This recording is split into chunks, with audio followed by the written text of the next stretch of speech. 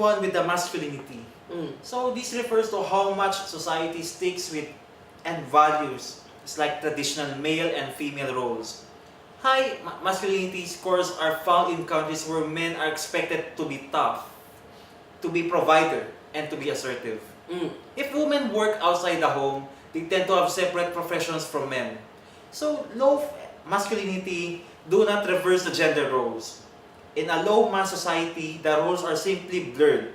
You see women and men working together, equally across many professions. Men are allowed to be sensitive, and women can work hard for professional success.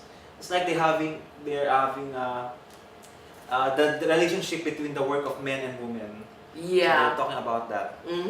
So in Taiwan, does men and women have the same kind of work?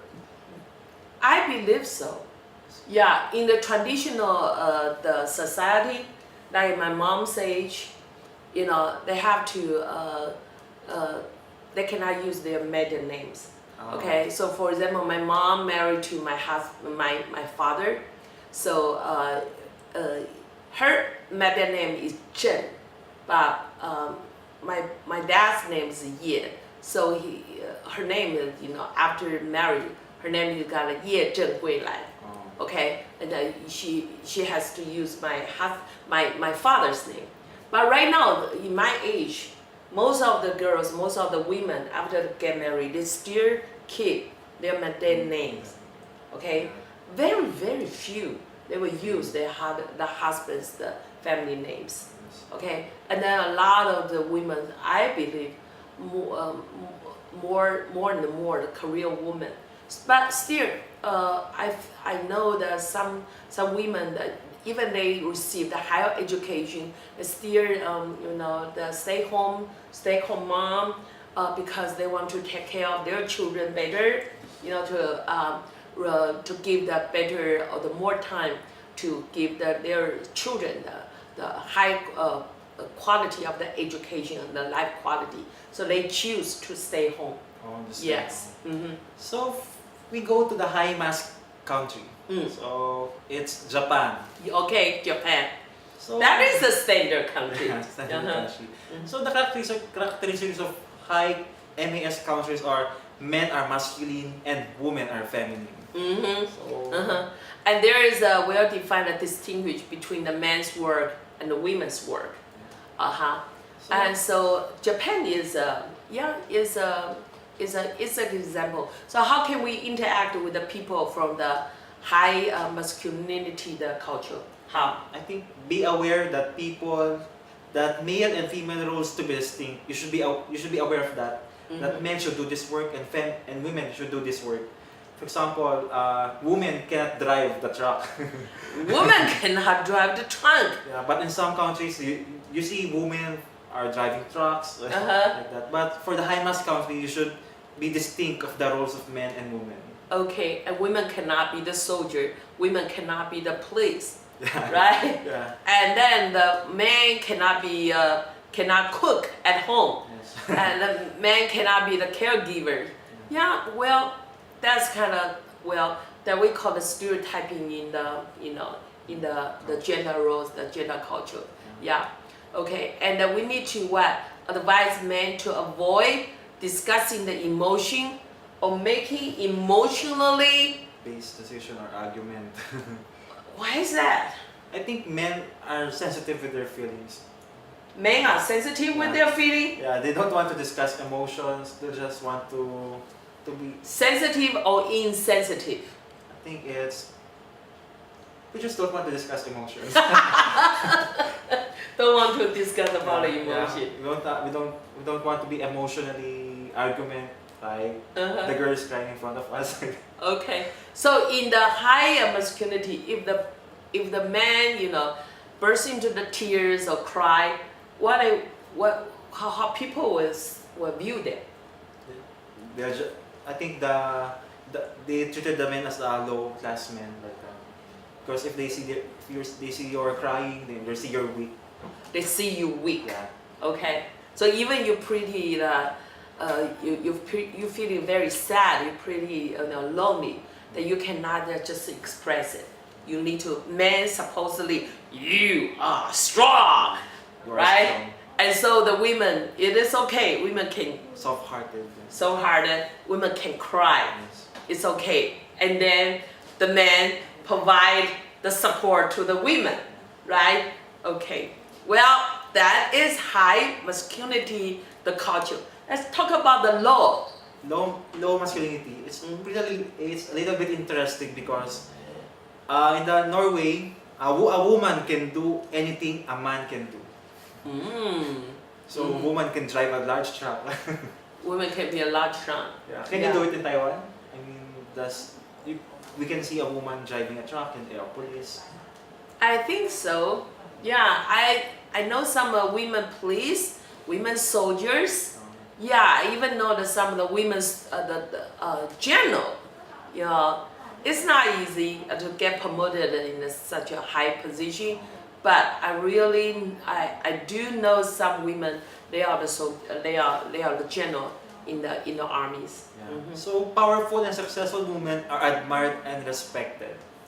Powerful, yeah, and not only powerful but also they knows how to dealing with the conflict. They are strong. They are not afraid, you know, and then they are very strong leaders. Yeah.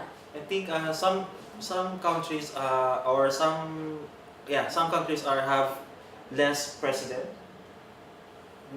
Is there a country that have a female president? Female president. Yeah, I think there's just a few who are female in leading the country. So how are we going to deal with the low mass country? How? I think we should avoid an old boys club mentality. So we should ensure that job design and practices are not discriminatory to either gender. So we should treat men and women equally. Yeah. So I think the stereotyping, that is a very important thing for we to know that, you know, people, no matter it's the gender or no matter it's the personality, people they have different strength, different interest, different expertise. So we allow individuals that can fulfill their own potential. Yes. So they can be successful in anything that they want to do. Yes. Yeah. So for next kind of dimension, cultural dimension, it will be uncertainty avoidance index, UAI. What does it mean here, UNI? So it relates to the degree of anxiety that the members feel when in uncertain or unknown situations. So it's like high UAI scoring countries try to avoid ambiguous situation whenever possible. So they are governed by rules and order, and they seek a collective truth. So low UAI scores indicates that the society enjoys novel events and values differences. There are very few rules, and people are encouraged to discover their own truth. Okay. Well, so What is the characteristics of high UAI countries? So, well, I think that it's just very formal, the business conduct. yeah. Okay, with a lot of the rules and the procedures, the policies, and you know, this, in my definition, is just more bureaucratic. Yeah. Okay, and you need the organization. They need a very clear structures, you know, and the sense of the nervous with sperms, and high levels of emotion, and then the expressions. Yeah, and so the difference are avoided. They just wanna everything just Work smoothly. Work smoothly. And forget the differences of each Forget about difference, and so that would be a lot easily to be controlled Yes. from the top.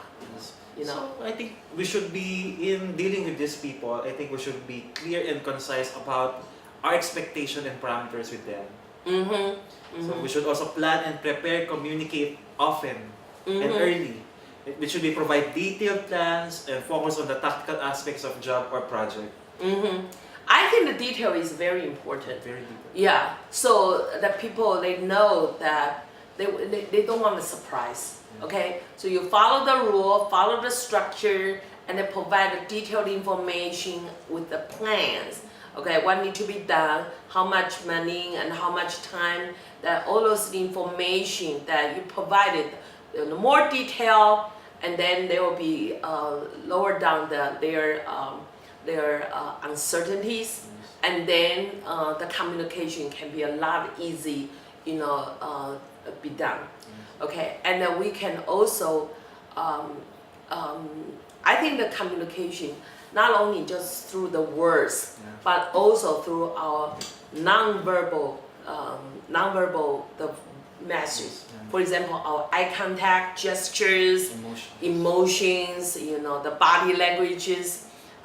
So I think the communication within the high UAI, the culture, these are all the communication tools to use the gesture and then even the voice, okay? And so that would be provide more information about the message, how you can better communicate it. So let's go from the low UAI. So the characteristics of the low UAI is just the opposite of the high UAI. It's just an informal business attitude, more concerned with long-term strategy on what is happening on a daily basis. So they are risk taker. They are accepting the change and risk. Then, so how should we deal with them? How should we deal with them? Well, I would feel like if you want to make friends or doing the business with this kind of culture, you just need to have that kind of senses. Do not impose the rules or structure unnecessarily. Okay, fully respect the people. They have their own the things to do the things right. And this kind of culture, the background, they value freedom. They value creativity. They value about the independence. So we need to minimize the emotional response by being calm and contemplating the situation before speaking. And then to also sometimes if we feel that it's very strange or curious about something wrong or why there's the difference. The only way, the best way is just to ask or express our curiosity. Okay, so here dealing with the communication with the low uncertainty avoidance, number one rule is flexibility, more flexibility and crashing, and then provide understanding. So not to jump out the conclusion in front. So before we understand about the cultural, the personalities from.